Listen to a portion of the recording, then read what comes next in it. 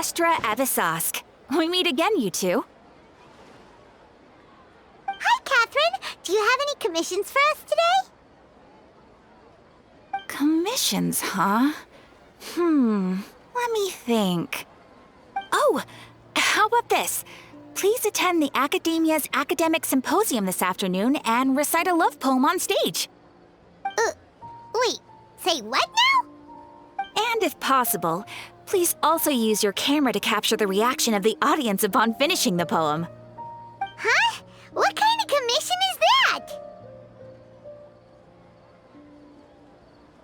I see. It appears that you're not interested in this commission.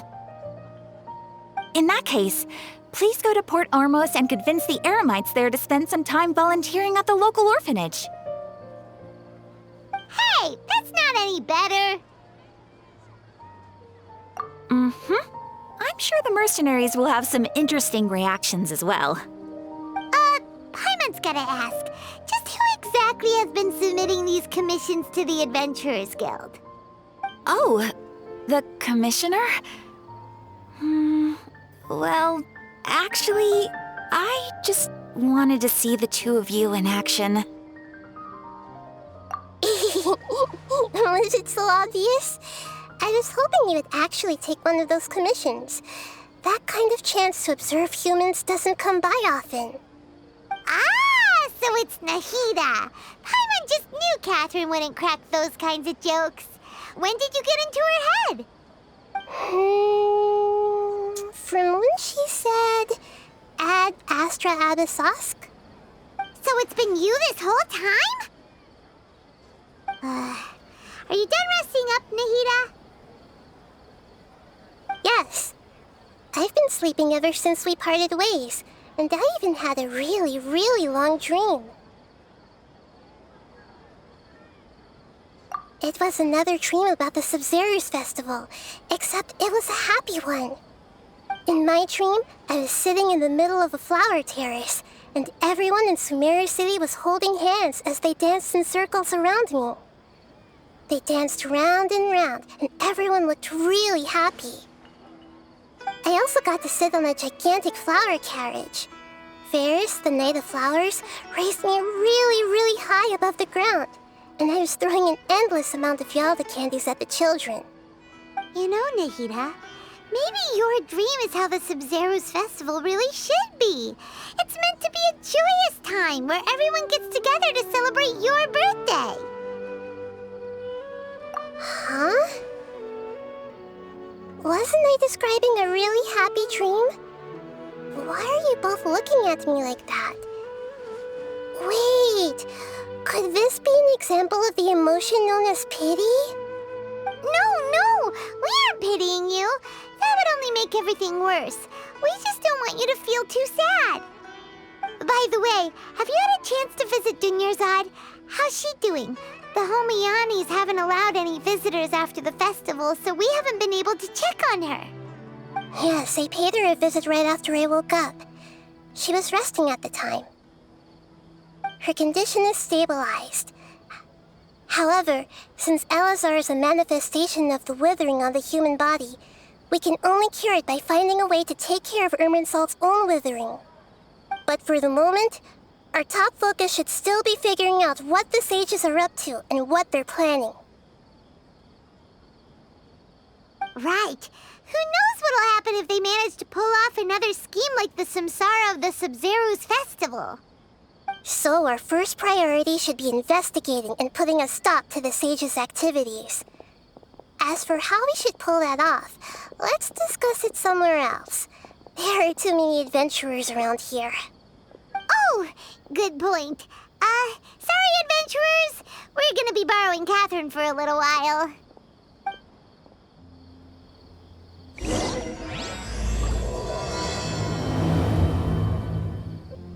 Let's continue our chat here. Okay, so do you have any ideas on how we can investigate the sages, Nahida? Actually, I've already done a little bit of work on that. But for now, I want to hear your thoughts.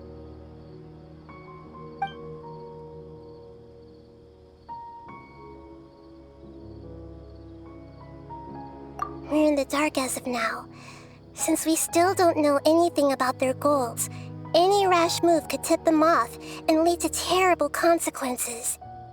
After all, every person in Sumeru City is one of their hostages. No way, that's too risky. You mean it'd be too easy to get caught? No, it's not that. We shouldn't involve innocent students in this. A single mistake could completely ruin their lives. Doing that would be ignoring the safety of my people for my own selfish goals. How is that any different from what the sages are doing? That's a good point. Spoken like the god of Sumeru. I've already tried that, but all the key members of the Academia, even the core of 30 guards, intentionally avoid wearing their Akasha terminals. It seems that from the very beginning, they've been guarding against info leaks from the Akasha. Of course, it could also be because they're wary of me. Have you already caught the sage's attention? I'm guessing not yet, but distrusting me would make perfect sense if they've ever paid attention to the urban legends about me. In any case, I probably can't take over their minds directly. Are we really out of ideas? Nahida, you're super smart, so you already have something in mind, right? Don't keep us in suspense. Spill the beans already. According to a popular theory from the Vahumana Darshan of the Academia, rejecting impractical motions at the beginning of a planning session will give more weight to the actual proposal. Okay, but aren't you the god of wisdom? You don't have to use that kind of gimmick to make us take your ideas seriously. Well, I've been thinking that if I can't directly possess the leaders, and if I can't get ordinary people involved, then I should find someone who's already involved, but hasn't decided to side with the sages. You're saying we should recruit a spy? That does sound like it could work. Oh, before coming back, we met someone named Alhaitham. He seems like he acts alone, and he likes doing stuff behind the Academia's back. They probably aren't in cahoots. Actually, I already have someone in mind. Do you still remember that female scholar named Sataria? Sataria. Paimon remembers now. Isn't she the one who's always trailing behind the Grand Sage of the Academia? We ran into her basically every time the Sub-Zero's festival repeated itself. You could even say we're old enemies by now. Paimon still remembers the smug and mean way she always spoke to Nilu. I've always liked observing all kinds of people, and Sataria has always stood out from the crowd. She was born in the desert and was hailed as their greatest genius. Her academic gifts allowed her special admission into the Academia, and also gave her the opportunity to serve as the sage's assistant. Oh, Paimon didn't know she was from the desert. She must be pretty special then. Paimon feels like most of the desert dwellers around the city are working as mercenaries. The name Sataria means star. When she lived in the desert, she shone like the brightest star in the night sky. Later on, she was chosen by the sun. The star was given a place in the daytime sky to complement the sun's dazzling light. Soon after, the star witnessed the sun scorching the earth, which brought forth many disasters. The star began to waver. Instead of staying beside such a sun, wouldn't it be better to return and light up part of the night sky? But in the end, she couldn't give up the radiance of daytime. To cope with her shame, the star buried her guilt and closed her eyes. From the sound of it, Sataria's just hung up on the research opportunities here. But she doesn't really support the Academia. She still feels guilty about not doing more for the desert, right? She's just running away from her problems. Indeed. When they are presented with complex moral issues, many people will simply plug their ears and go with the flow until the problem can't be fixed anymore. She's suppressing a lot of guilt, but before she realized it, she had already become the sage's accomplice. She can't deny her part in their schemes anymore. Right. We must somehow make her face her problems again. That way, not only can we get useful intel from her, but she can also use it as an opportunity to redeem herself. From my past observations, Setaria will take a day off from the academia every 10 days to do some shopping in the city. Tomorrow afternoon just happens to be a shopping day for her. That'll be our chance. To prepare, let's go check out some of her favorite spots and have a quick chat with a few of the vendors there.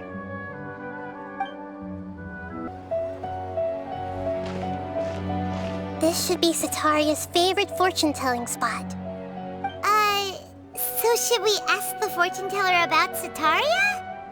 No, I already have enough information on Setaria. The most important thing now is for you to pay attention to the vendor's talking style and key characteristics. Talking style and key characteristics? My poor lost lambs, have you become troubled over your fates? The divine voice of wisdom often echoes between mine ears. If thou be blessed today by the gods, I may be able to show you the way. Huh? Really? Nahida, you've been whispering things to her? Shh. My friend here has some doubts regarding his future. Can we get a fortune reading for him? Of course, of course. In that case...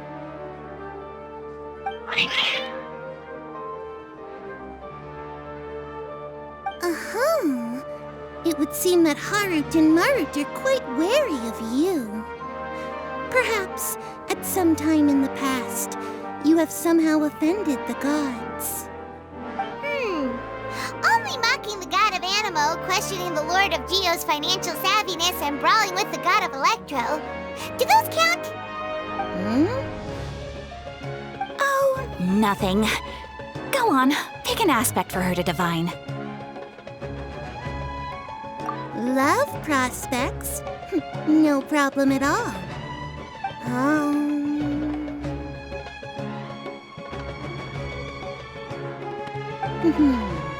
The gods have spoken.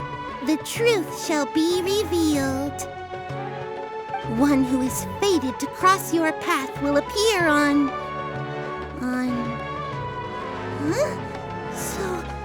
So many people will fall for you. How could that be? Harut, Marut, did you two spoil my divination? I've never read a fortune so absurd.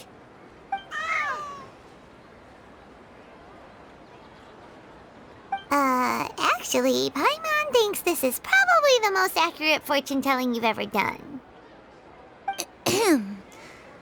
I admit that the orientation of today's celestial matrix is, suboptimal. As such, there will be no charge. Is that so? Well, that can't be helped. If you were to bring some food offerings for Harut and Marut on your next visit, perhaps they could help you reverse the wheels of fate.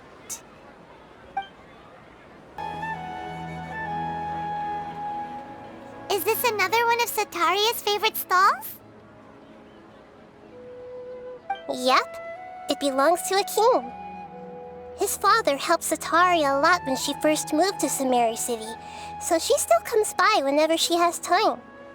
When I start talking with him, listen carefully to the details of our conversation. Ah, dear customers! Would you like to look at some pottery? We caught wind of your great craftsmanship, so we specifically came to take a look. Oh, I recognize you. Aren't you Miss Catherine from the Adventurers Guild? Sounds like I'm in for some big business. Speaking of, where did you learn this trade? I suppose you could say it all started with my dad. He's a mason by trade, but I picked up an interest in clay while apprenticing for him. After that, I began making pottery by myself in secret, and I simply changed trades when my works turned out well. Although it's a pity that I'm no longer making much use of the knowledge provided to me by the Akasha. That's nice. You're making a living doing something you love. So is your father still working as a mason? Oh no, not anymore. A few years back, he fell from a roof and broke his leg. Since he had already saved enough mora over all these years, he's just enjoying the retired life in Port Ormos nowadays. I see. We wish him peace and happiness in his retirement. I'll have someone in charge of logistics at the guild come by another day for some goods. We'll leave you to it. Take care now. No problem. Rest easy, all our goods are sure to meet your every need.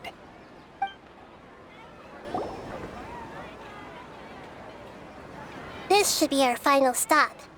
Setaria is always thinking of this restaurant when she's working at the academia, so she always comes by whenever she's out in the city. Nahida, you've really thought of everything. It's my duty to protect Sumerio's citizens, after all. Hi there. I feel like I've seen you down by the docks before. Huh? Sorry, I don't quite remember. If I recall, you were having a discussion with someone about shipbuilding at the time. Ah, that's right! I've always been really interested in feats of marine engineering. After all, I grew up in Liyue Harbor and spent my entire childhood staring at the ships going in and out of the port. I came to Sumeru to study, but failed to make it into the academia due to my lack of talent. But I'm still discussing all kinds of problems with different scholars, and I'm continuing to study and perform research from the restaurant's basement. I'm sure I'll get into the academia after their next round of exams. What an admirable spirit for learning. Amazing! Sure, but you'll find hardworking people wherever you go. So this restaurant has a basement as well? Huh. First I've heard of it. That's right. It's not usually open to patrons. Most of the time, employees use it for breaks or to hold private events. I see. Guess that makes sense. Well, good luck with your studies, Miss Chishan. Thank you so much. As long as I can make it into the academia as an official student, I'll be happy. So, was that everybody? Mm-hmm. 3 familiar faces should be enough for Setaria. What's the point of all the information we've collected? Nahida, you still haven't told us how you're planning to make Setaria face her problems. Setaria is already used to avoiding her problems, so we must find a way to break through her usual sensibilities. I remember you mentioned that the Eremites in Port Ormos are all making a fuss about the upcoming resurrection of King Deshret. Although it's all just a boatload of nonsense, the fate of her homeland may turn out to be Setaria's soft spot.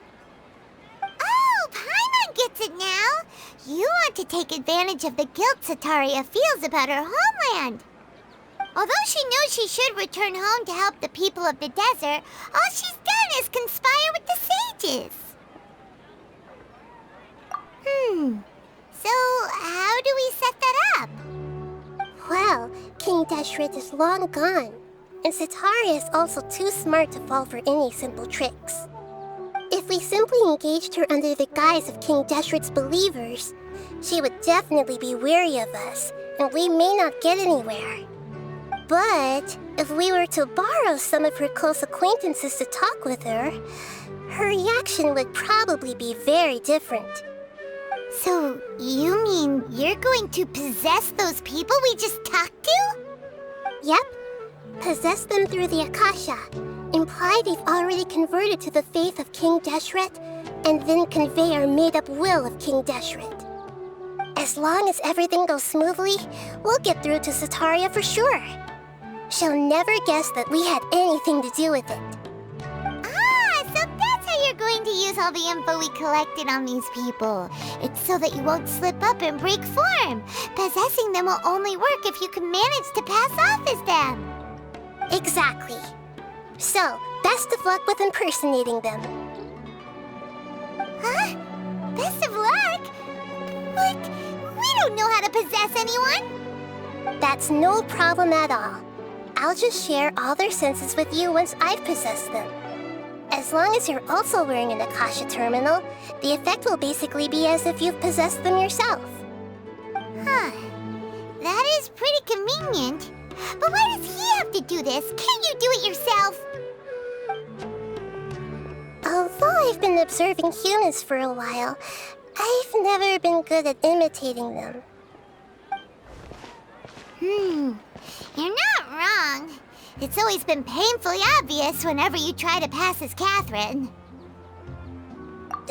If it was at all possible, I would have preferred to leave these people alone. But seeing how things are now, I probably should just accept it and push on. Yeah, don't beat yourself up over it. We're only doing this to help everyone, and we'll only be borrowing them for a little while anyway. Alright, then let's give it a go tomorrow afternoon.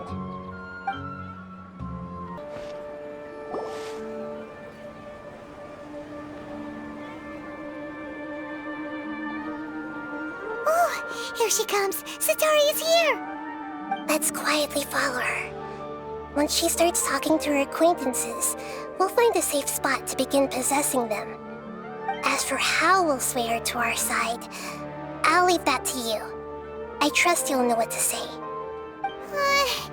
Paimon's starting to feel kind of nervous. Okay, let's go. Looks like they've already started talking. Let's find a hiding spot and get started.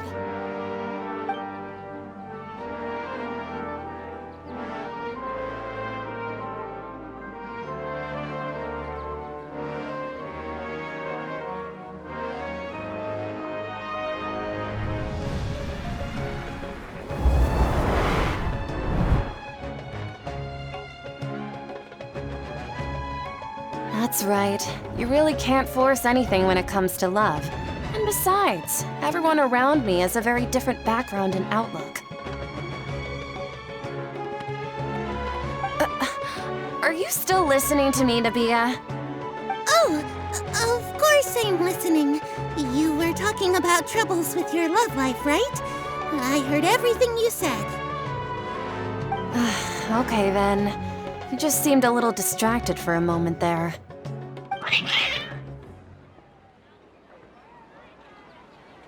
Strange. Your cats seem pretty worked up. Is something wrong? I always thought they were quiet, happy kitties. Oh, what are their names again? Ah, that's right. They are just little darlings, aren't they? Harut and Marut. So, which fortune do you want me to read for you today? You must have come for another echo of the divine voice of wisdom. I'd like to get another reading on my love prospects, but to be perfectly honest with you, I feel like I've been a real mess recently. A mess? Well, could you do a reading on how long it'll take me to finish my current project at work? I really just want to get it over with. I hear you. No problem at all. The gods will reveal the truth.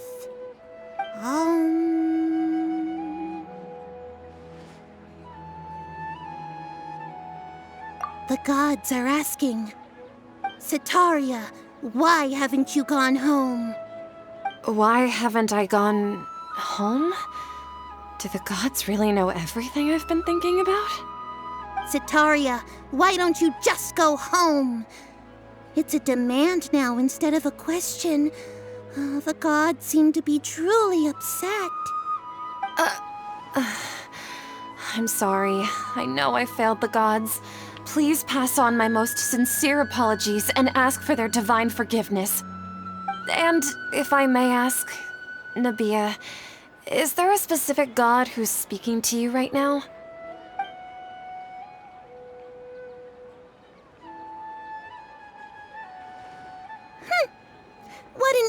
consider it a naive question. The god who is speaking to me is, of course, the wisest and mightiest of all, King Deshret. King Deshret? No wonder he would make such a demand of me.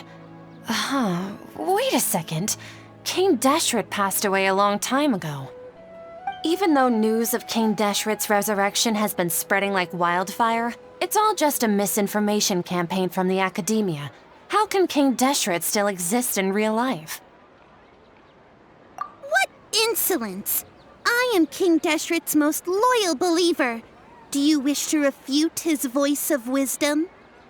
Oh, no. As a child of the desert, I am only reveling in his power upon learning that his divine glory has touched even this city.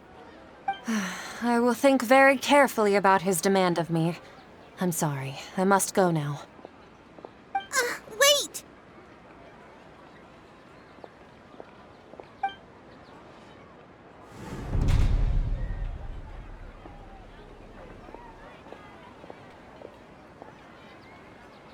Whoa, she just ran off in a hurry. She looked pretty upset, too. Well done. Sataria didn't seem to suspect anything amiss. To have something she's been trying desperately to avoid show up out of nowhere and berate her, that must have shaken her to the core.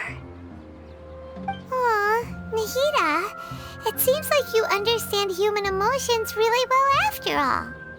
All I know are some abstract Harava-taught theories. And in any case, my time with you has shown a lot of them to be utterly useless. I'm still trying to make sense of everything. Anyway, enough of that. Let's hurry and catch up to Sataria. She's at Akeem's now, right on cue. Let's get ready to possess him right away!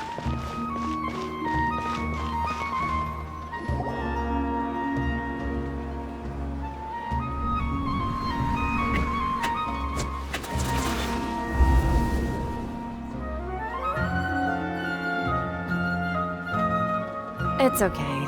I just got caught up in something. Oh, actually, didn't you ask me to help you look for work? What kind of work were you looking for again? Oh, right. Your old man's craft. How could I forget? Speaking of, how's he doing? Is he feeling any better? Oh, that's good to hear. I have been thinking a lot about him. If I could get some more time off, I'd love to pay him a visit. Actually, while we're talking about him, is he still living in Port Ormos? Yeah, he's been retired there for a while. If you could find the time, please write him a letter.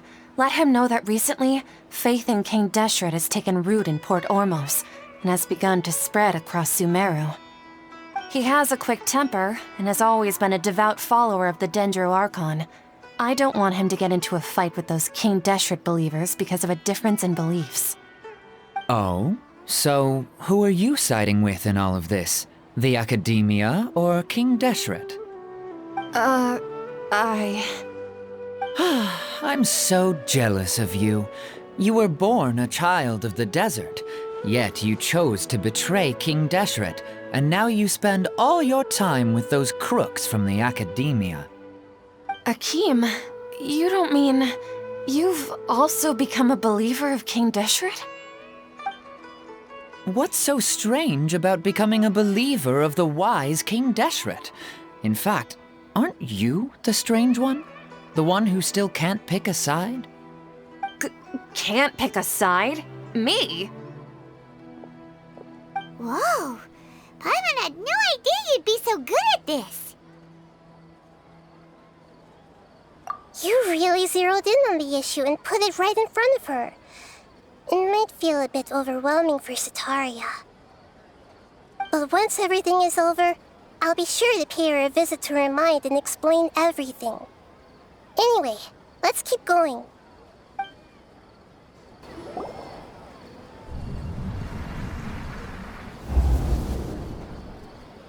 So, Shishan, have you noticed anything weird in the city lately? Like, as if someone was trying to preach to you about something? Oh, right. Speaking of strange things. I celebrated the Sub-Zerus festival so many times that I lost count. That was really weird.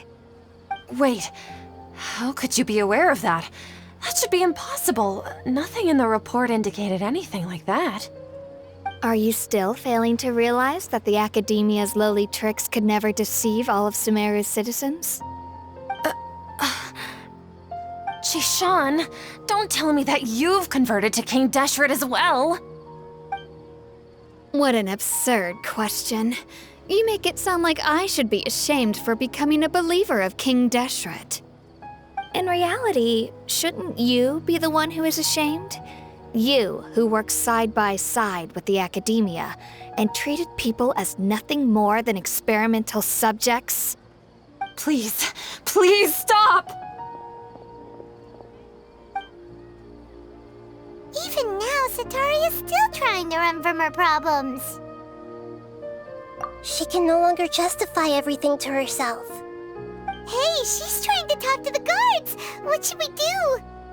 This is the most important part of all. Quick, get ready. Mercenary, you're a member of the Corps of 30, correct? Please help me pass a message to the Matra right away.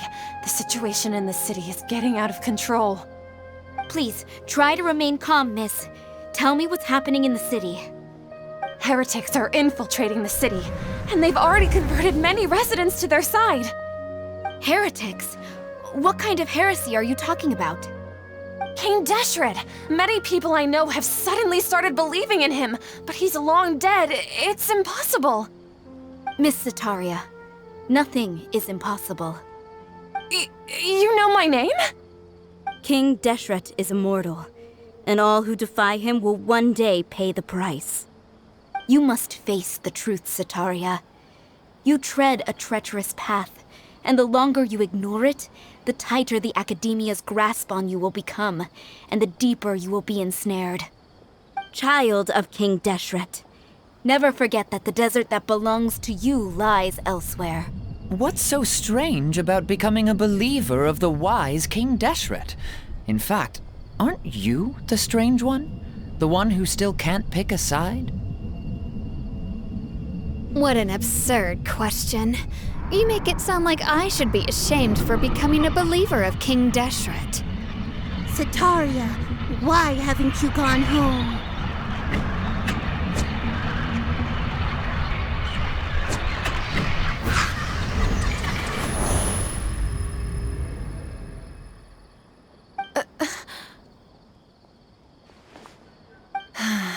It seems that no matter where I run, I only keep finding more believers of King Deshret. I have to say, this is a familiar feeling. I've also been running from my guilt this whole time. Guilt over my part in the sage's plans, and from ignoring the letters from the children of my homeland. But no matter how much I may try to ignore or get rid of it, my guilt always comes back. You won't necessarily lose your research opportunities by facing the truth. Besides, did you really want to conduct your research while carrying such heavy feelings of guilt? How do you know me so well? Are you truly just a believer of King Deshret? Or are you the god himself? That's not important. The important thing is to pass judgment on the Academia and its sages, and to correct their mistakes. If you could provide some assistance in this matter, perhaps it could serve as a form of atonement. I've actually never believed in the gods, but I've always believed in serendipity. Your appearance must be a fated opportunity for me to get out of this wretched situation. Please tell me, what can I do for you?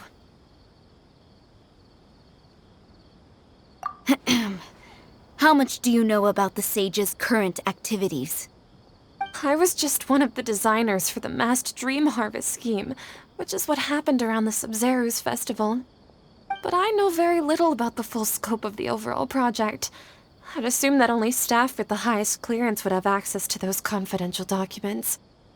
I've just been working to meet the Grand Sage's specified requirements. However, there's something that's been really bothering me. I heard that a scholar who was previously expelled has returned to the city, and even the sages are still quite wary of him. To fight against the academia, we will need to figure out the nature and the purpose of their work. Is there a way for us to get access to the confidential documents you mentioned? It should be possible if we're willing to take some risks. After all, I'm an assistant to the Grand Sage, and I've been working on many tasks outside of the project. One thing, though, I won't be able to transfer the documents to you through the Akasha once I get my hands on them. The sages have always closely monitored all activities within the Akasha. Let me see... let's use the most primitive method. Send someone to pick up the documents tomorrow evening at the Academia entrance. The Academia entrance. Wouldn't that be too conspicuous? Don't worry about that. I assure you, this won't be a trap. I'm only suggesting this location because it'll draw more scrutiny for me to leave the Academia again. It'll be safest for me to distract the guards long enough to hand you the documents. All right, I trust you. So, if I were to successfully complete this task, would it mean I've atoned for my wrongdoings? That'll depend on the judgment of the Dendro Archon.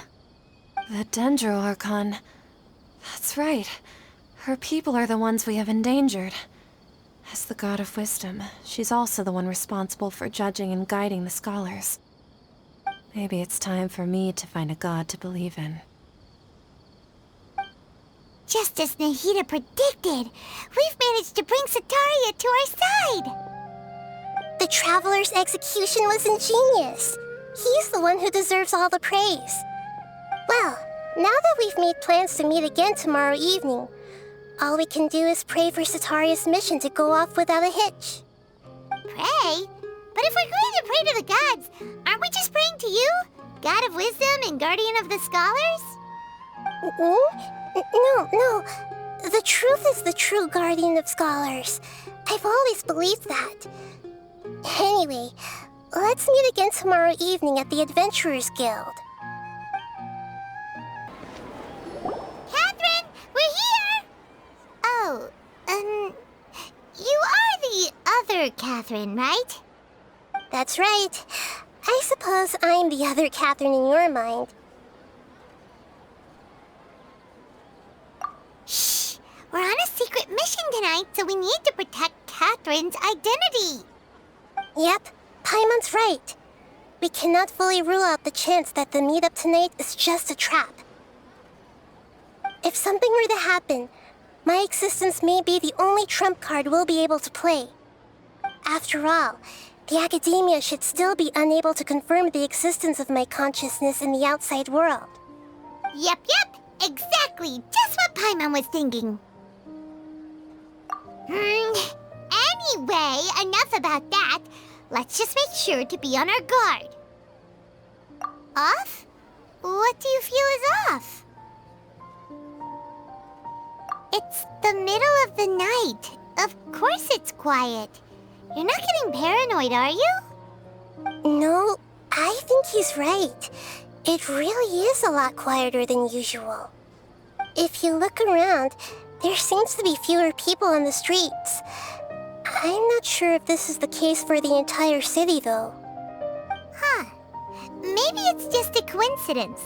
Maybe Sataria figured out a way to not only distract the guards, but also to get everyone to go to sleep early, just so we can exchange the documents in peace. I also can't quite figure out why things feel a little off. But now that we're here, let's go ahead and meet her as we planned. Well, regardless, as long as you're here with us, Paimon feels a little safer. Huh. There really aren't many people out right now. Let's hope it'll be this quiet in front of the Academia, and that Sataria managed to distract all the guards.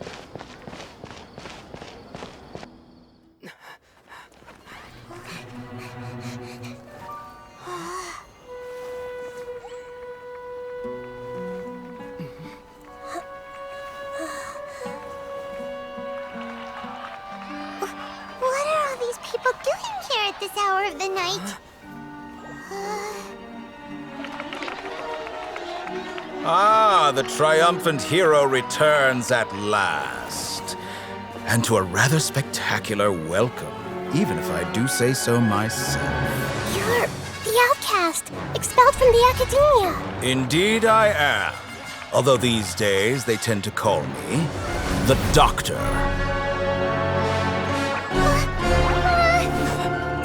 If you're looking for your researcher friend, she has already been taken into confinement. With some basic caution, she could have discovered the listening device on her person.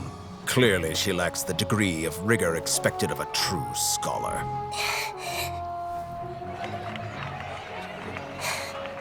The people of Sumeru City. What have you done to them? I simply made some minor adjustments to their Akasha terminals. Now they can deposit information directly into the subconscious. As you can see, all these lovely people now believe this traveler is a hero who has just saved the world. My experiment is a success.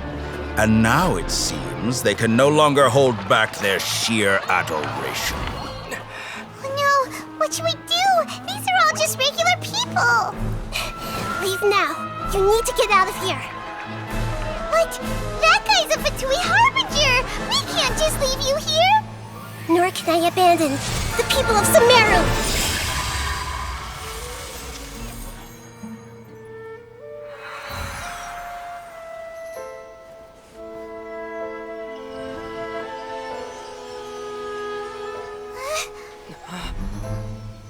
Don't worry. We'll meet again outside of the city.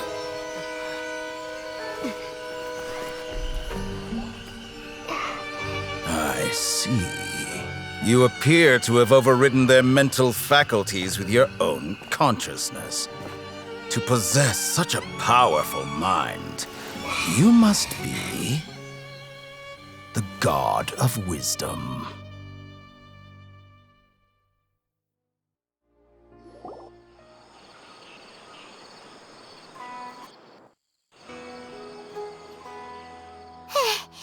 This should be far enough. Paimon needs to catch her breath first. Is Nahida going to be okay? We only made it out because of her. Paimon wasn't counting on running into a new Harbinger here, let alone such a high-ranking one.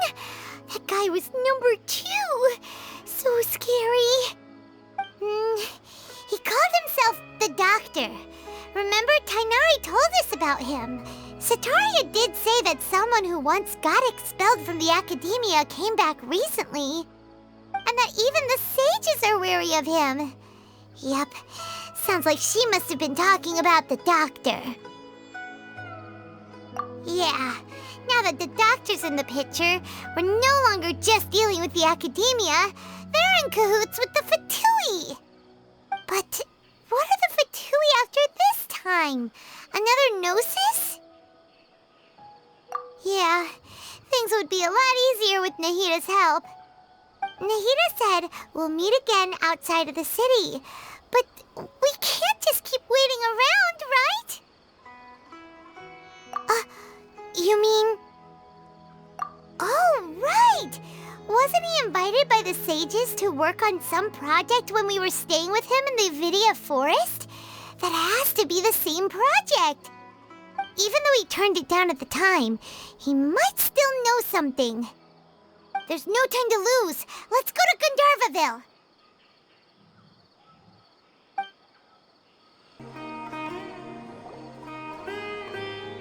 Hold it right there. A blonde-haired traveler and a floating fairy. We've got you all right. Take a look around. You've fallen right into our trap. Are you mercenaries from the Corps of 30? Did you come here to arrest us? Corps of 30? We're nothing like those government lapdogs who don't even get scraps for their work. We are an elite brigade that commands the highest commission rate in all of Sumeru. We're here on the orders of a client known only as the Outcast. The Outcast? An outcast from the academia?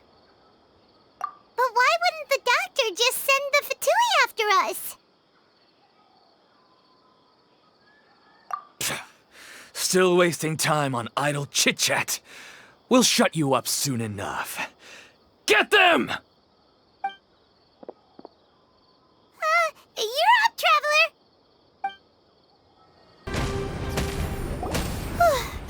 That was pretty rough. Is that what elite mercenaries are like? Yeah, looks like we'll have to keep our guards up. But this doctor guy seems like a pretty tough opponent. He knew exactly where to set up an ambush. Did he predict that we would try to find Tighnari? Going up against smart people is tough. Anyway, let's keep going.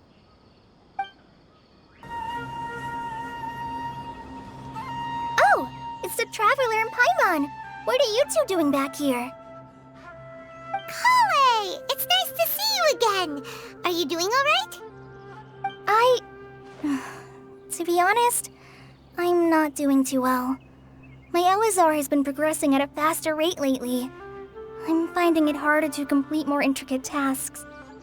As a result, Master Tighnari is taking me off the patrol schedule. He will only allow me to stay here and coordinate other people's tasks.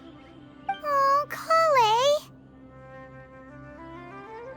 Speaking of Tighnari, did he go off on patrol? We're here to talk to him.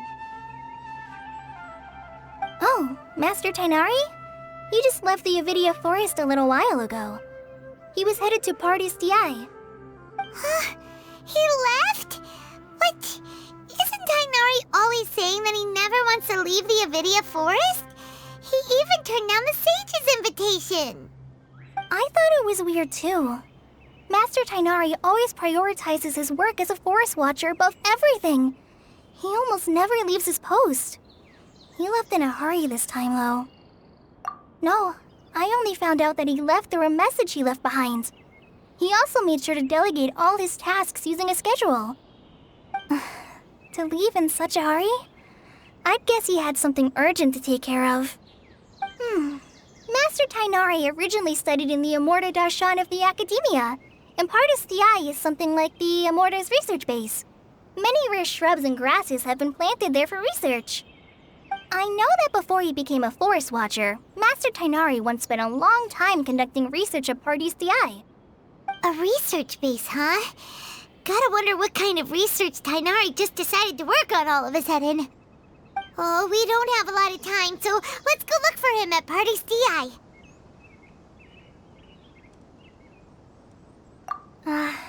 Don't worry. I'm fine. I'm used to living with Elazar by now. If you run into Master Tighnari, please send him my regards. Got it. Will do. See you later, Kale. Wait! Look who it is! Thank goodness you're okay. We were so worried about you. Hey! This was supposed to be a touching reunion, but you're ruining the moment! Actually, it's very smart of the Traveler to be wary of me right now. After all, the Doctor has shown that his technology can apparently even control human minds. Plus, it's not like you could have known what happened after we split up and I was facing the Doctor by myself. Even a pool of stagnant water after a torrential storm can occasionally pass as a patch of sky. Paimon feels like only the real Nahida could come up with such an obscure analogy. Huh? But I wasn't trying to win your trust or anything. All I wanted was to clarify my point. Well, we understand that point now. Please, Nahida, tell us more about what happened. Are those poor people all right? When you left, I was still in the middle of restoring everyone's minds. Thankfully, when the Doctor mentioned depositing information into the subconscious, he didn't mean engraving information into their minds. Instead, he did something closer to creating hallucinations. That was still within my power to fix. Luckily, I managed to finish my restorations and mind jump away from him just as he was about to capture me. Whew. What a relief. The Doctor sure pulled out some hidden cards, but good thing we had Nahida with us. I wouldn't be relieved just yet. I gave away my true identity when I restored everyone's minds, which means we've lost another one of our trump cards. Also, the doctor is already an expert at modifying Akasha terminals. Maybe it's only a matter of time until he captures my consciousness inside the Akasha. Would that mean you'd no longer be able to jump between minds? Then how do we stop him? He's still at the Academia, so it's possible he already started messing with the Akasha. Ugh, it feels like he's toying with us. What a nasty piece of work. Plus, the doctor's combat ability alone is apparently enough to make him worthy of being number 2 of the Fatui. We shouldn't give up hope just yet. Let's try to find another way to attack this problem. Actually, Nahida, how did you know we were trying to get to Party's DI? Have you been waiting for us? Yes, I have. I can see the Traveler's elemental energy, so I deduced your destination by looking at the direction you were moving in. You didn't come here for sightseeing, right? Did you find any leads? We're looking for a scholar we know. His name is Tainari, and the sages once tried to reach out to him. Why don't you come inside with us and see what we can find?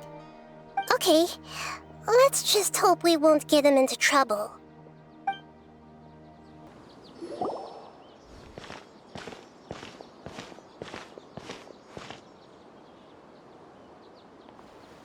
Traveler? It is you! Ah, it's Hypatia! Ah, what a pleasant surprise! It's so nice to see the two of you again. Who's this? She's a scholar we met in the Avidia Forest. When we last saw each other, she was still training in the... what's it called? Satyavada life? Oh, I see. That's right, we're old friends. You've come at just the right time. Ever since I've come here, hardly anyone has even talked to me. Hypatia, you're way too excited about this. Actually, for you to leave the Avidia Forest means... you're not in training anymore? Wait, no. Did you already finish your training and reach Paripurna life? What do you think? My consciousness has already managed to make contact with the divine. You did it! Congratulations! It's so exhilarating to share this sublime joy with others at long last! When my consciousness made contact with the gods, what a supreme and unparalleled experience that was! That sounds incredible! Oh, all right. Actually, please wait. I haven't forgotten my promise to you. Remember? I promised to help you understand what you saw from Irminsul once I gained deeper insights. My current self has not only gained true insight, but I can even help you establish a direct connection to the consciousness of the divine. You can do that? I've never heard of anything like that, but if you want to give it a try, I'll do my best to protect your consciousness during the process. Hold on. I brought some spirit borneal with me. This is still a crucial part of the ceremony. We're using that incense again? All right now. Hold my hand. I'll help you establish a pathway to connect your consciousness. Okay. Ready?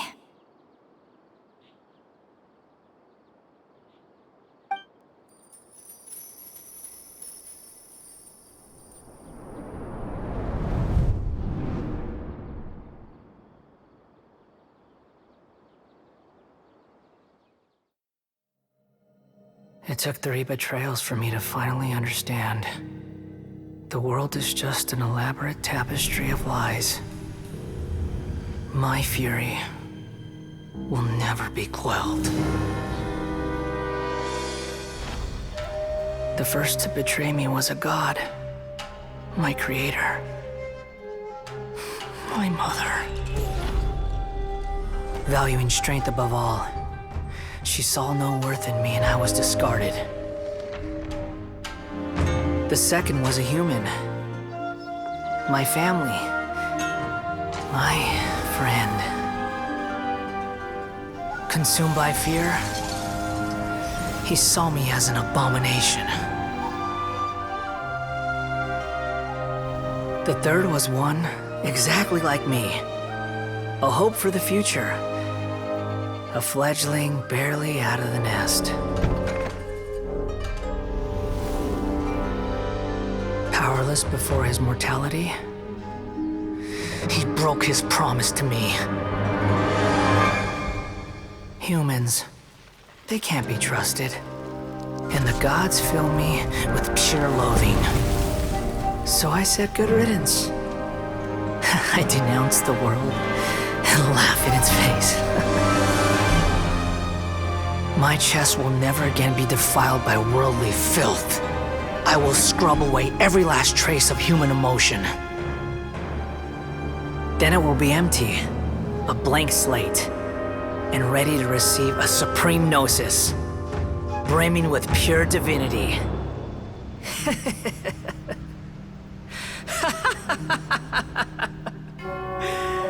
There is no need to fear. The pain will be brief. Your era is coming to an end.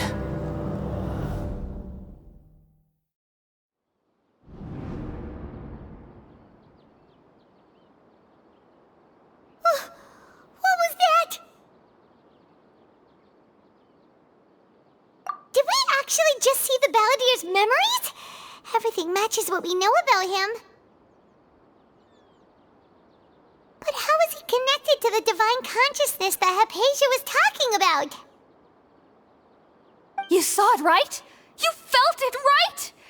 Such a majestic god! Such a noble will!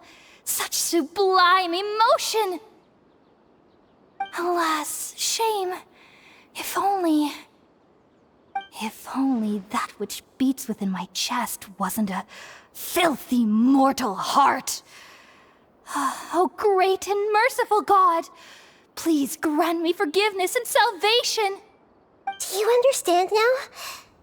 I'm afraid this is no Purna life, but rather... Ah! You! Why are you so mean to me? Why is everyone hiding from me? I found divine wisdom. Shouldn't I receive praise and honor? Haven't I uncovered that light in the darkness? Hypatia? That's how I always thought everything should be. Wait. Have I already lost my mind?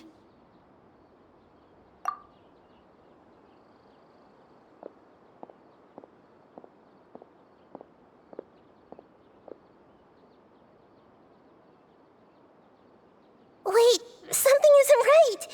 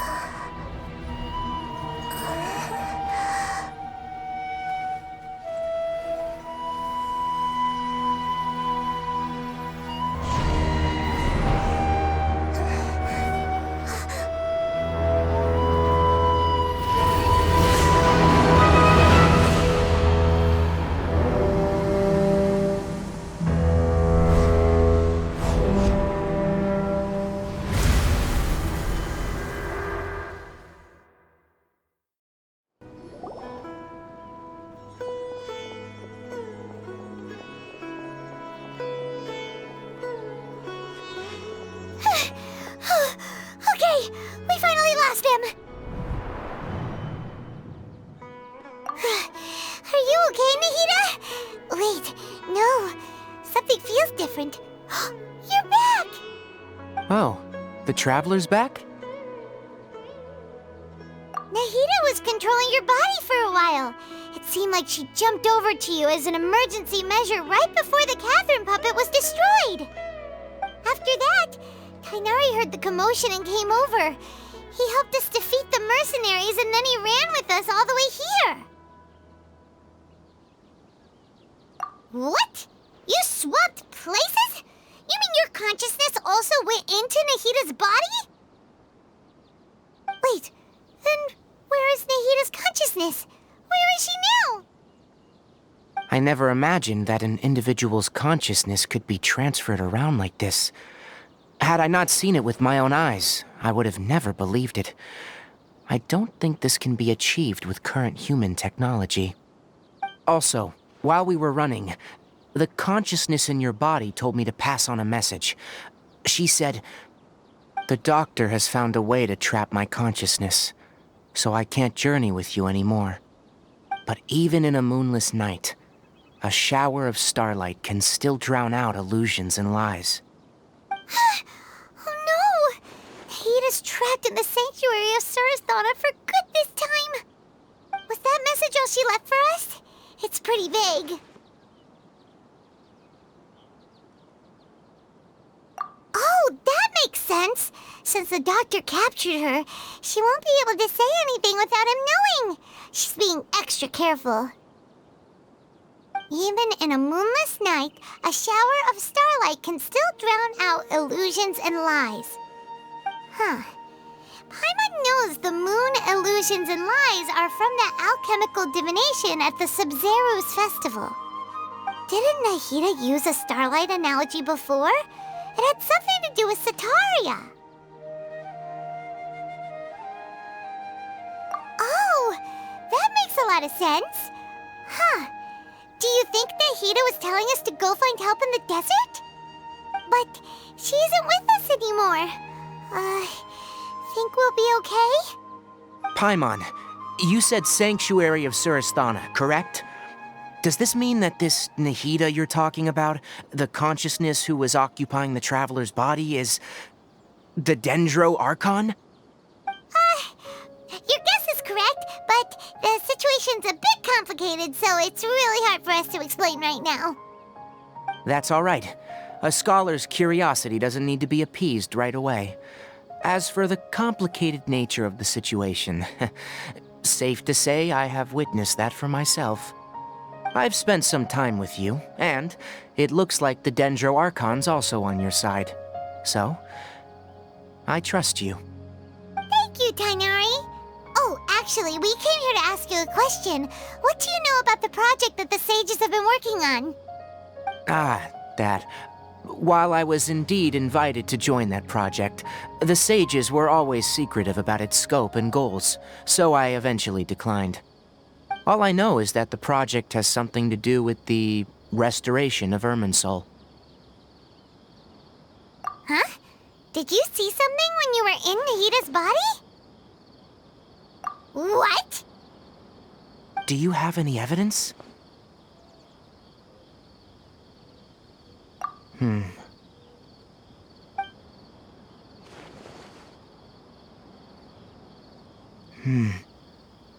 So that's what happened. That explains why Hypatia's symptoms were different from those of the other scholars who went mad. It's because she made contact with the consciousness of a new god who is still in the process of being born. Tainari, did you leave the Avidia Forest because of Hypatia? I did. I noticed Hypatia's mental anomalies, but since her symptoms were rather atypical, I secretly took her to Pardis Di and began searching for a way to return her to her normal self. If I didn't take action, Hypatia would have already been taken by the Matra to the desert, doomed to a life of exile at Aru Village.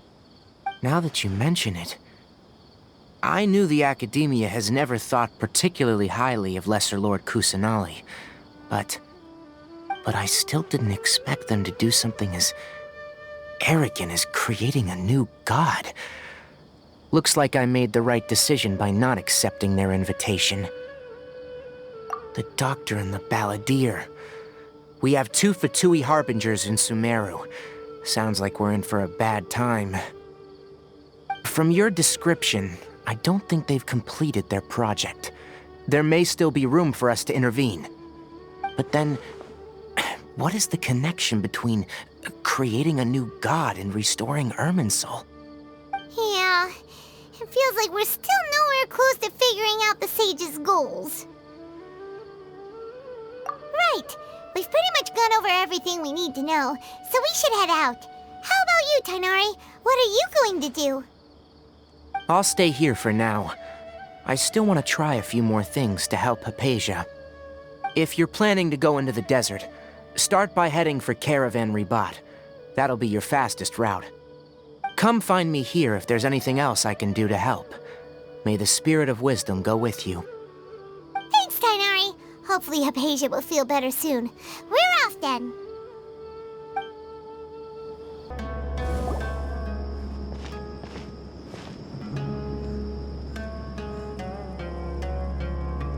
We finally made it to Caravan Ribat. It's pretty lively here. So, just past this wall is the desert, huh? Oh, wow. Paimon remembers hearing people call this the Wall of Samiel. It's made to block sandstorms from the outside. Oh, if it's this tall, it's gotta be the divine work of Greater Lord Rukkhadevata, right?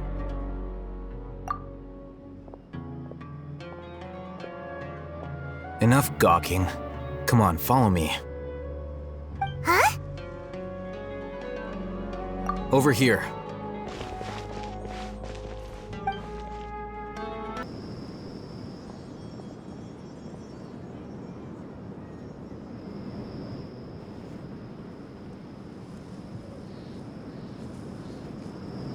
What the... Where did he go? How did we lose them? They were just here a second ago. More Eremite mercenaries? Who are they working for this time? Anyway, Traveler, it seems like we were being followed again. You were too careless. You should have noticed those hopeless amateurs trailing you a long time ago.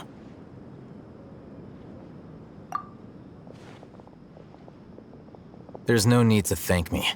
I've never cared to keep track of personal favors. All I did was correct a mistake I happened to come across. It's a habit I developed at the Academia. You really gave Paimon a scare, Alhaitham. We never thought we'd run into you here. Last time we met at Port Ormos, didn't you say you were going back to the Academia? Wait, don't tell Paimon that you're here to take us back on their orders! Oh, so you've already landed yourselves on the Academia's hit list. I can't say that I didn't expect it. However, had I wished to turn you over to the Academia, don't you think you'd already be the Eremites' honored guests by now? Oh, right. You do have a point. I have no interest in running errands for that project. As a scholar, I've always belonged to the camp that promotes researcher autonomy. And these days, you're more fascinating than anything the sages can offer.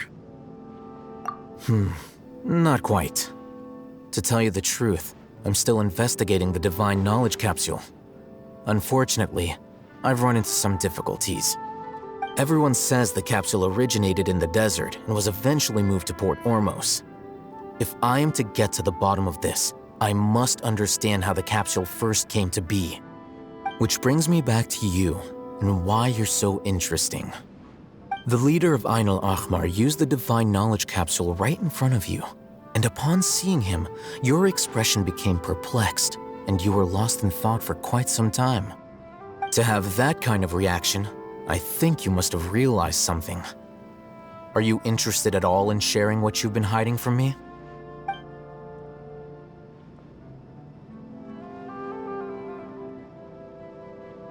Alhaitham, you really have a ridiculous eye for detail. What kind of person even notices or remembers stuff like that? So that's your answer. Well, I do work for the academia after all. So considering that, it is indeed wise to keep your cards close to your chest. But that does prove you do have some undisclosed information about the Divine Knowledge Capsule. Am I right? No matter. Rather than simply learning the answers from you, I'd still prefer to investigate on my own. Speaking of, you two are also headed to the desert? That's right! We have the same plan as you! But we don't really have any concrete goals at the moment. Then I'd suggest starting with Aru Village. It's the largest settlement in the desert, so it'll probably have more resources and intel than anywhere else. Well, would you like to head there together? It's always better to travel with someone you know. Let's go! Before us lies Aru Village, the safe haven of the desert folk. Whoa, this landscape is really something else. What a cool place! Let's go check it out!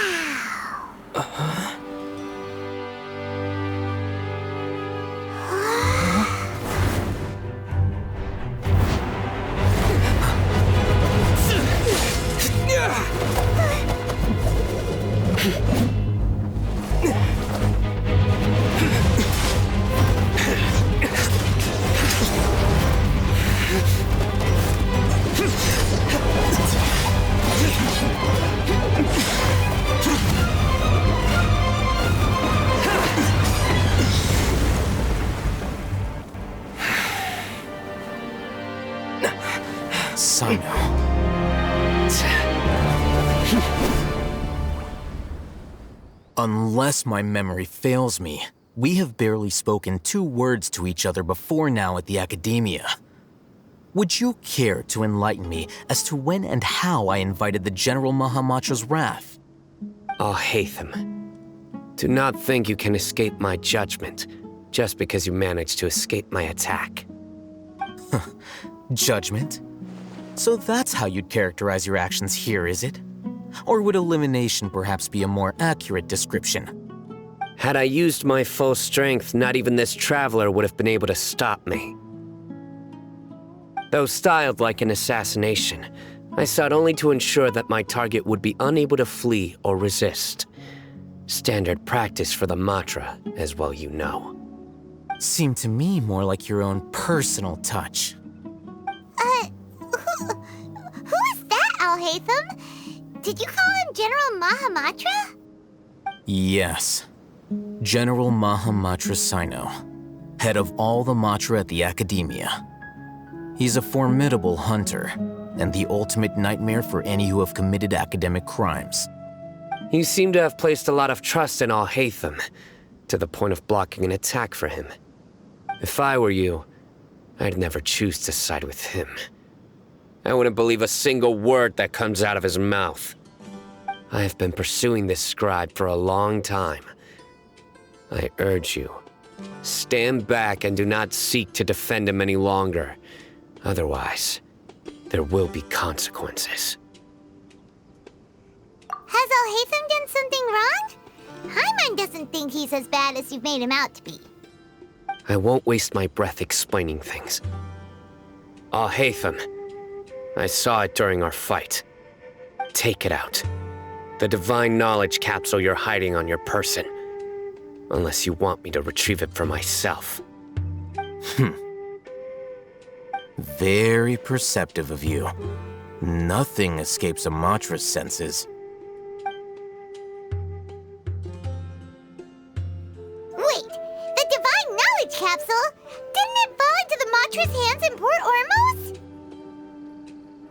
No wonder you speak with such confidence, Sino. But I must admit, I'm very curious. What does this capsule mean to you? And why, as General Mahamatra of the Academia, are you all alone in the desert? As far as I'm aware, the other Matra have been speculating about your disappearance. Have you been given a mission that's, let's say, Morally dubious? If I was the real target of your mission, what was stopping you from simply using your authority and resources to judge me within the walls of the academia? I should have known you'd be difficult to deal with. You two! Ugh! What should we do, Traveler? Paimon feels like we can't trust either of them! Ahem. Well, look at you two, acting all tough and self-righteous over there. Wait, Dia?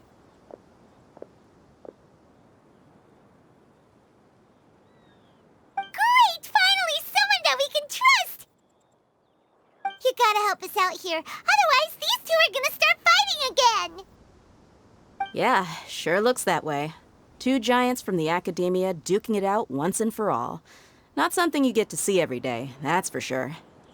Listen, I know you academic types love to fill up your big brains with self-righteous morality and lord your empty rules and virtues over each other. But how dare you bring your petty disputes into the safe haven of Aru Village? It seems like someone's gonna have to beat some sense into your thick skulls until you finally learn to respect these grounds.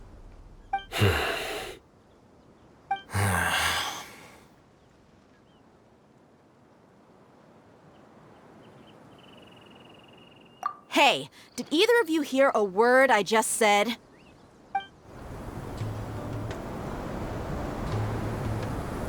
Whoa, what's going on?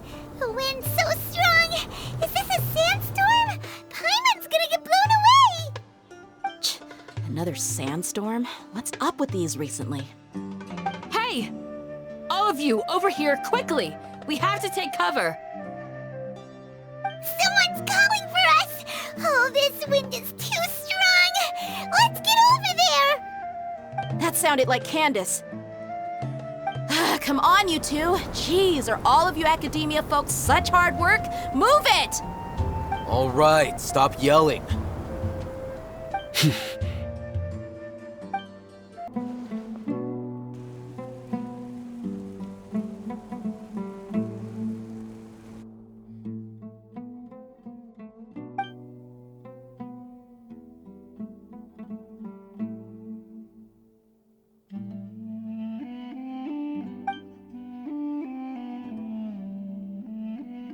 Well, this is pretty awkward.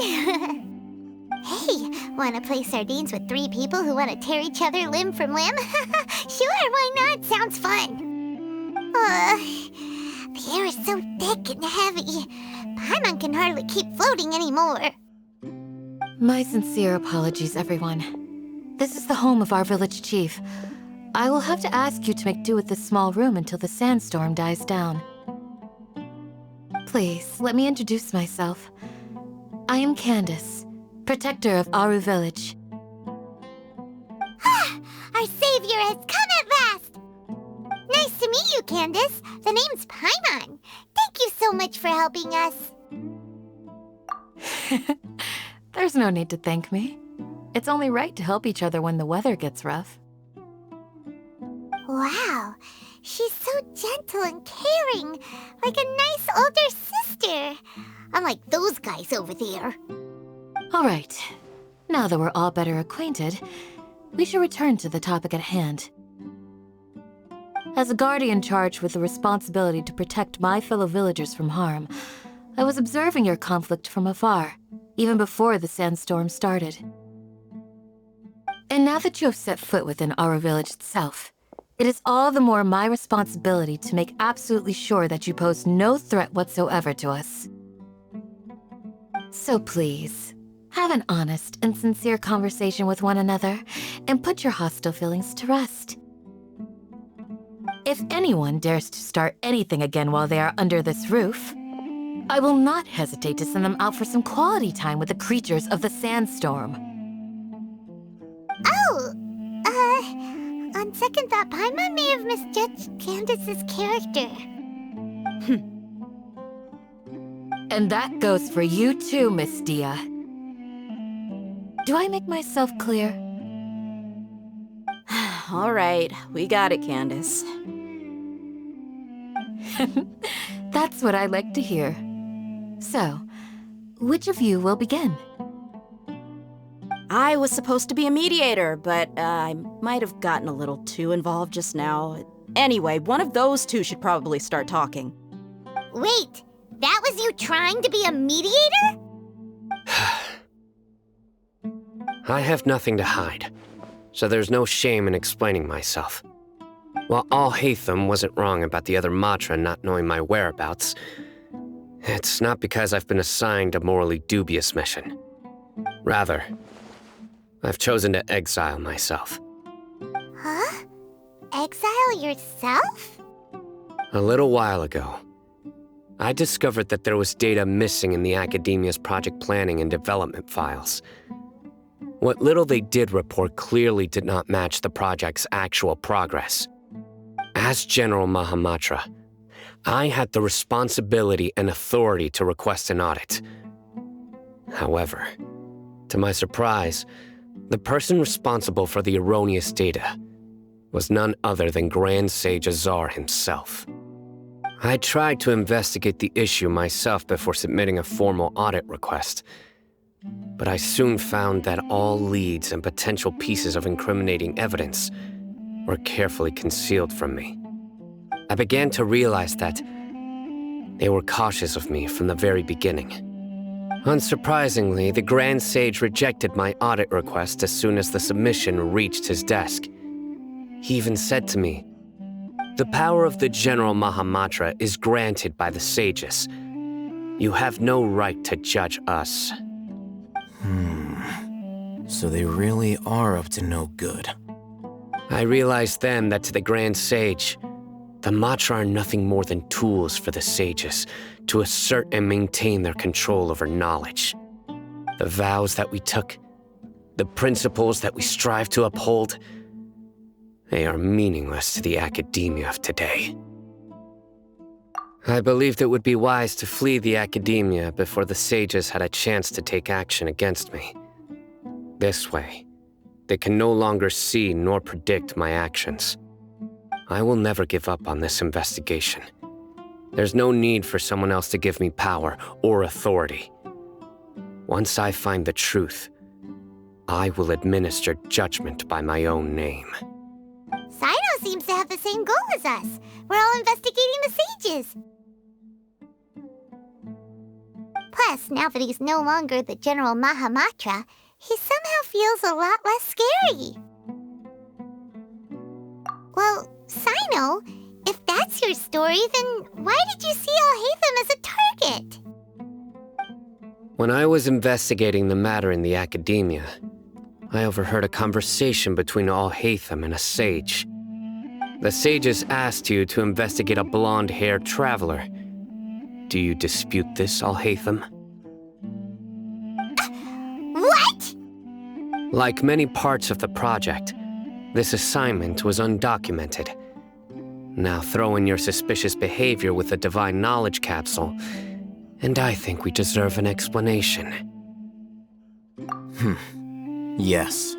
I was indeed tasked with investigating the Traveler. Al-Haytham! After all, the promised reward was so great that hardly any scholar could have refused.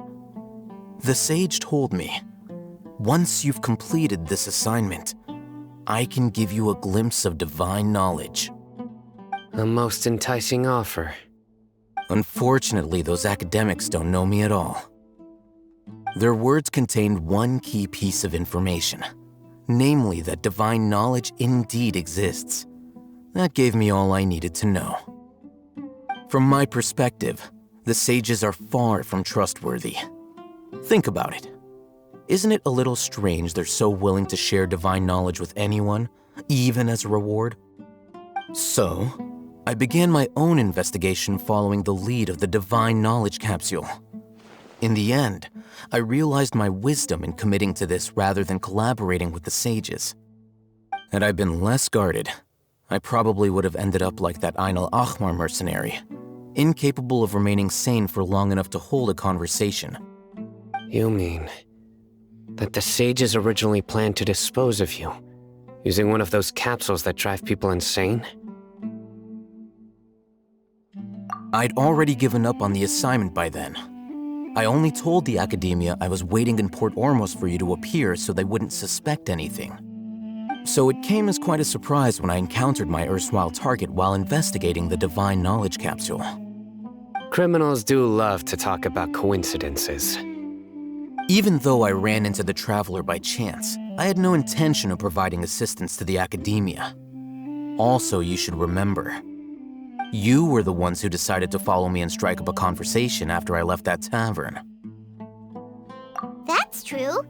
Alhaitham helped us out at Caravan Rebat as well. Maybe he's telling the truth. I'm willing to apologize if that's worth anything to you. I took the Divine Knowledge Capsule behind your back because I judged its existence to be a significant risk. I felt that it would be best for no one to interact with it before it had been properly studied. After all, curiosity often proves to be the most dangerous thing in this land. You should be well aware, Scribe Alhaitham, that curiosity can also lead you to danger and suspicion. Answer me this. Did the sages share any information about their project with you? Have I not made myself clear? You and I are both distrusted by the Academia. Do you really think they would tell me anything? Fine. Although you haven't completely proven your innocence, I won't regard you as an enemy, for now. As you wish. Good. I'm glad to see you two clearing up your misunderstandings. And now you, Dia. I believe it's your turn. Oh, sorry. Whatever the boys were talking about must have been so boring that I spaced out. My situation is pretty straightforward. My employer, Dunyarzad of the Homayani family, is friends with the Traveler and is currently recovering from her illness at home. I had nothing going on, so I decided to return to Aru village for a visit. I was actually looking forward to a pretty exciting time getting back together with everyone here. But then I saw these two random guys in the middle of a pointless argument. It ticked me off, and things went downhill from there. Is that all? Well, I will admit that definitely sounds like your style. In that case, welcome back, Dia. That's more like it. I missed you all so much, Candace.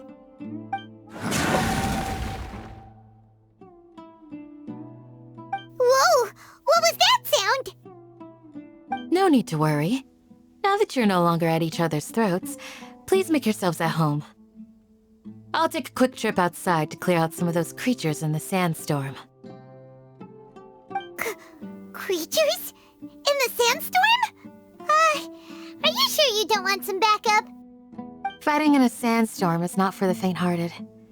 Anyone without extensive training in these conditions is at a disadvantage. You needn't worry. Yeah, just leave him to Candace. Don't worry, she's as tough as they come.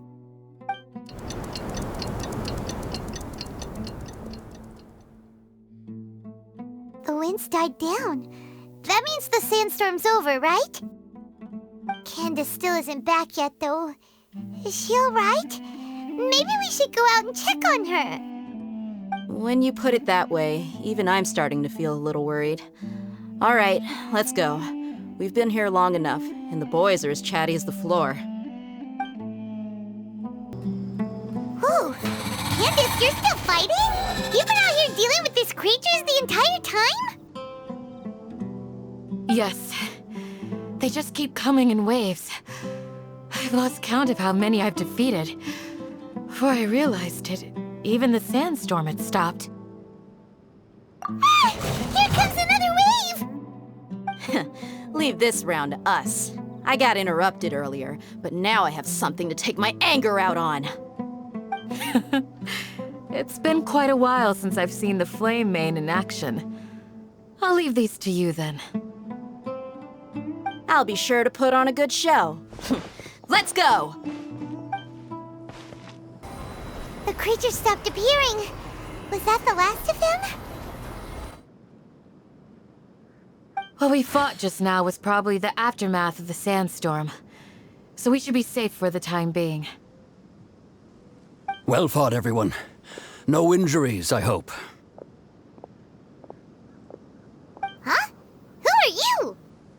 Ah, my apologies. I haven't had a chance to greet you yet. I had my hands full taking care of the village's elderly and children. I am the chief of Aru Village. Everyone usually calls me Uncle Anpu. Sir, I am also originally from the desert, but I have not been back for some time now. May I ask if such sandstorms are common? I can't say they've always been common, but recently the storms have become increasingly severe and frequent. Besides sandstorms, we also occasionally get earthquakes. According to an investigator who stayed in the village a while ago, these unusual natural phenomena are related to the withering of Irminsul. Another effect of Irminsul's withering. So, Irminsul's withering causes withering zones in the forest, and sandstorms and earthquakes here in the desert? Everything in the natural world is inextricably connected to Irminsul. These regional symptoms can indeed be a reflection of Irminsul's present state. Everyone in Aru Village needs to take good care of themselves. Speaking of which, why haven't I seen a single village keeper since I got here? Village keeper? Who are they? Village guards like Candace? Does your curiosity know no bounds? Village Keeper is how Aru Village refers to mad scholars exiled here by the Academia. Most of them are scholars who lost their sanity after a period of training in the Avidia Forest. The Academia believes that their crazed mutterings may have a negative effect on the psyches of other scholars. So, they're forcibly exiled to the desert. Though if you ask me, it's all a boatload of nonsense. Alas, that's exactly what we've been trying to investigate. One by one, the village keepers have been mysteriously disappearing without a trace. But no one in the village has ever seen them leave. If you're planning to stay around the village for the next few days, I'd appreciate it if you could keep an eye out for them. I've had encounters with those people in the past. I'll see what I can do to help. The Matra are the ones responsible for their exile. Now that you're no longer with them, are you trying to alleviate your guilt and atone for your past sins? I'm fascinated by how you think. Mock me if you will, but if you are guilty, I will eliminate you, regardless of my position or identity.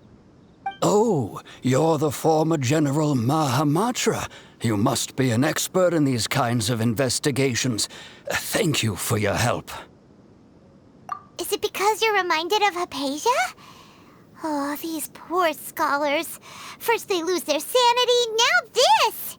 We need to help get them back home, safe and sound. But, is it really a good idea to tag along with Sino? You seem like you really don't trust him. I'll be grateful for the assistance. No doubt you will do a better job than some of my former subordinates. Let's start by finding a spot to share what we know so far.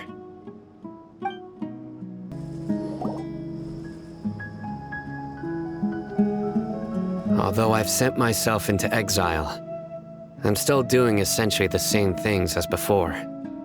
Do you still have any questions for me before we start our investigation? One of my former subordinates told me that this title has its origins in a strange incident. The Academia has long exiled mad scholars to Aru Village. A mysterious phenomenon exists here.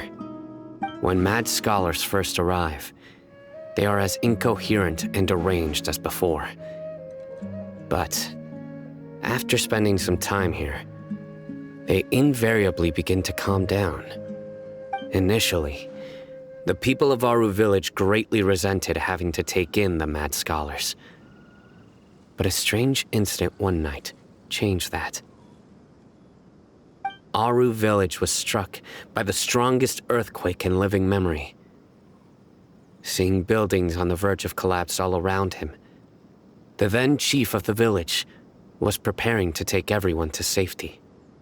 Suddenly, he noticed a mad scholar crouching in a corner, caressing the ground with his hands. A soft, green light radiated from him, like a divine glow against the backdrop of night.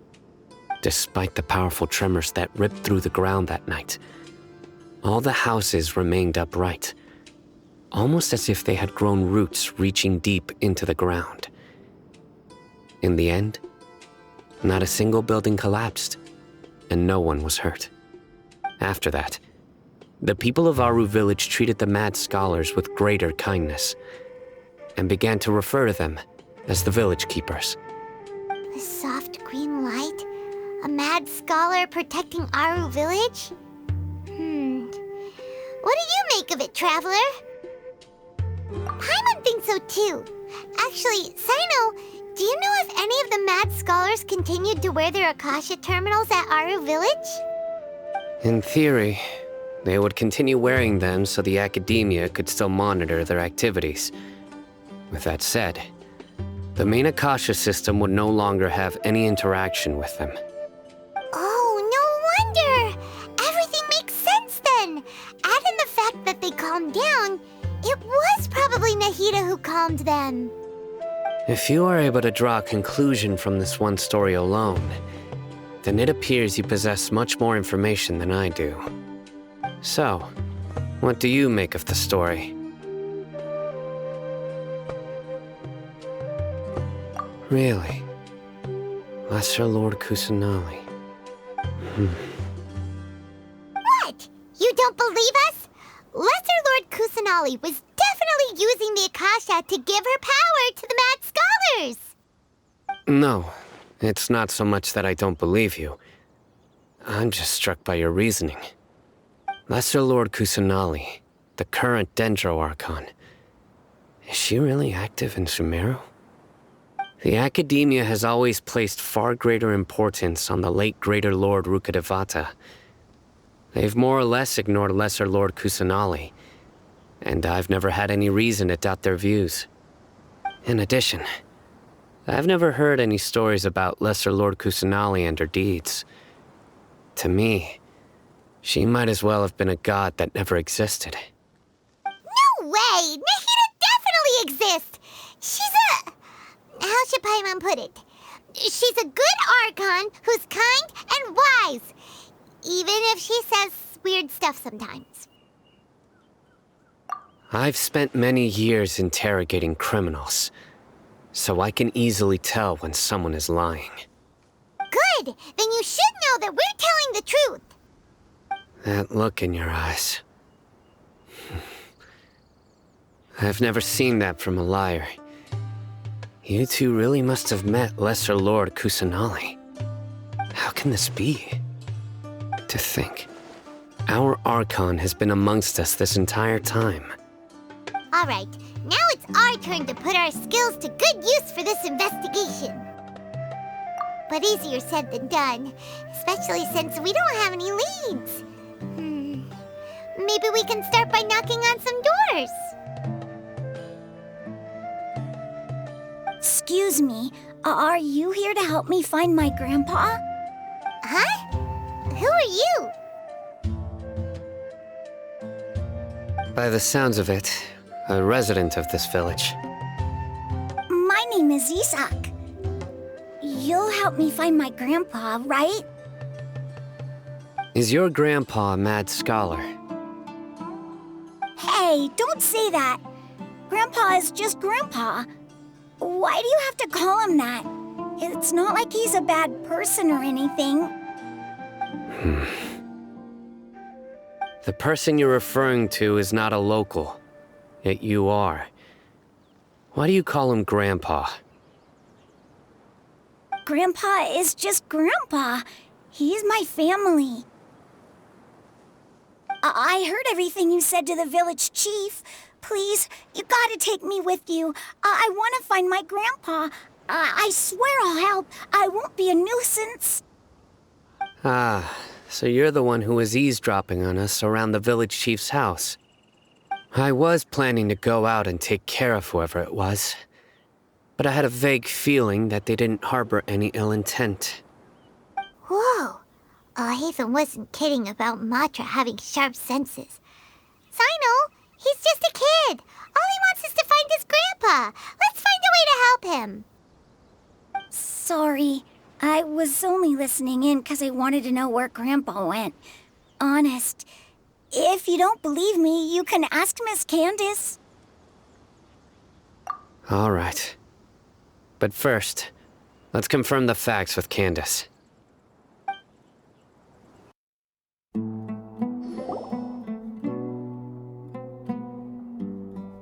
Sino is super vigilant. Is this what all the Matra are like? Ah, you're back already. We just wanted to confirm something with you. Do you know a boy by the name of Isak? I had a feeling he'd go looking for you. Huh? You knew this would happen? Yes. Although he tried his best to stay hidden, I still noticed him eavesdropping outside the window. He really wants to get his grandfather back. Isak's parents were both Aramite mercenaries who rarely returned to the village after finding employment in the city. He was raised by his grandfather.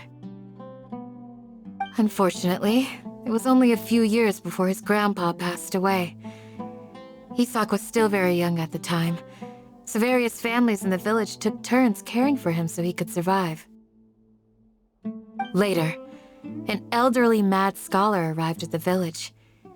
Isak thought the scholar bore a striking resemblance to his grandfather, and thus often spied on the man. However, the scholar was unkempt in appearance and incoherent in speech. Although Isak referred to the man as his grandpa, he was afraid and didn't dare to approach him. One summer night, the oft mumbling and bumbling grandpa suddenly calmed down and seemed to become more lucid. He even noticed Isak hiding in the distance. So Grandpa walked up to Isak and patted him on the head. He even took Isak to the entrance of the village, where he patiently taught the boy the names of the stars and accompanied Isak until he fell asleep. The next morning, Isak woke up and wanted to go find his grandpa again, only to realize his grandpa no longer recognized him. However, even so, Grandpa retained his calm expression. It's said that those who saw the scholar claimed he no longer appeared to be crazy, but appeared to be living in his own world, almost as if he were sleepwalking. Isak was thrilled that his grandpa was able to find peace and would follow him all the time, asking him things like, "Grandpa, want me to take you somewhere fun?" Or, "Grandpa, could you tell me stories about the stars again?" All this somehow just makes Paimon feel really sad. It seems like they both deserve so much better. Perhaps. Nearly everyone who lives in the desert has some form of hardship or regret. But even so, we must still continue on with our lives. It's also my reason for fighting. I must continue to protect this land.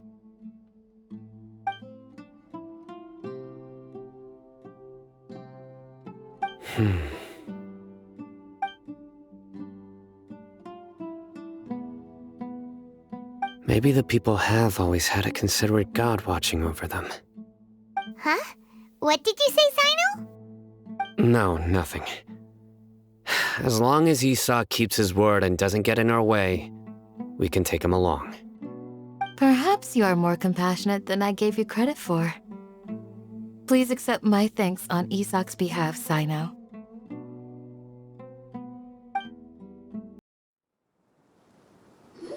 Hey, Isak! Oh, it's you guys! We've cleared everything up. Let's go find your grandpa. Really? Wow! Thank you so much!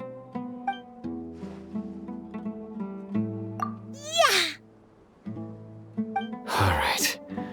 Let's ask the local residents some questions first.